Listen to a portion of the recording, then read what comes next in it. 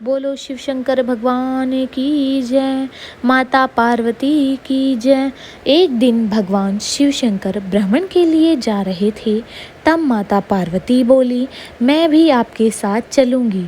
तब भगवान भोलेनाथ ने कहा, देवी आप मेरे साथ मत चलिए, आपको भूख और प्यास लगेगी। तब पार्वती जी ने कहा, नहीं महाराज, मैं भी चलूँगी। रास्ते में पार्वती जी को भूख लगने लगी। उन्होंने भोलेनाथ से कहा, हे महादेव, मुझे खीर खांड का भोजन चाहिए। तब शिव शंकर भगवान बोले, मैंने तो आपसे पहले ही कहा था कि आप मत चलिए। तब भगवान शिव शंकर और माता पार्वती वेश बदलकर एक गांव में गए। चलते चलते वह एक साहूकार के घर पहुंच गए। तब साहूकारनी बोली, महाराज आप कौन हैं? आपको क्या चाहिए? ब्राह्मण वेशधारी शिवशंकर भगवान बोले, हमें खीर खांड का भोजन चाहिए। इस पर साहूकारनी ने कहा, अगर खीर खांड के भोजन चाहिए थे तो अपने घर में क्यों नहीं रहे? साहूकारनी का उत्तर सुनकर वह दोनों आगे चल दिए। फिर उन्हें एक बुढ़िया मिली। वह बोली, आओ महाराज बैठो, आपको क्या चाहिए? तब ब्राह्मण के वेश में भगवान शिव शंकर बोले कि मेरी पत्नी को खीर खांड का भोजन चाहिए। बुढ़िया ने कहा, महाराज मैं अभी लाई। फिर वह एक लोटा लेकर चल। ब्राह्मण ने कहा, बुढ़िया माँ कहाँ जा रही हो? मैं दूध चावल और खांड लेने जा रही हूँ। तब ब्राह्मण ने कहा, बुढ़िया माँ अपने घर में देख, दूध के टोकने भरे हुए हैं, चावल की परात भरी हुई है और खांड की बोरी भी है।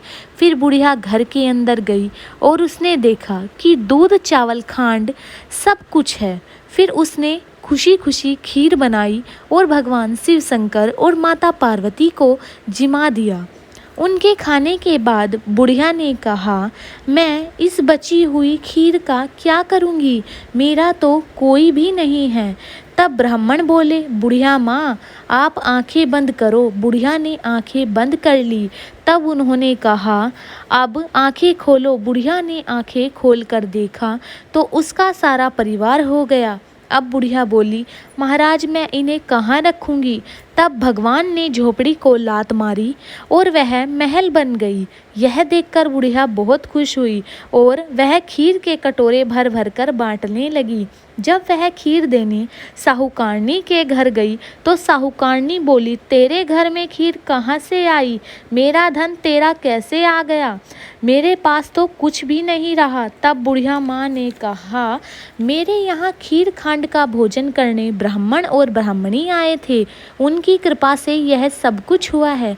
फिर साहूकारनी भागी भागी उनको ढूंढने लगी।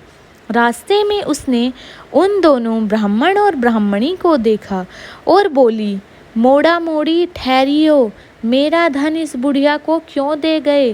तब ब्राह्मण वेशधारी महादेव बोले, तूने ना करी, तेरे ना हो गई। उसने हाँ करी, उसके हाँ हो गई। मैंने तो ना तेरा उठाया और ना ही किसी को दिया। फिर साहूकारनी ने ब्राह्मण और ब्राह्मणी के पैर पकड़ लिए और बोली, महाराज मेरी गलती माफ़ करो, मुझे कुछ दे दो। साहूकारनी के इतना कहते ही महादेव बोले, तेरा धन कभी रुके नहीं, तेरा धन कभी जुड़े नहीं। ऐसा कहकर वह चले गए। बोलो शिव शंकर भगवान की जय, माता पार्वती की जय।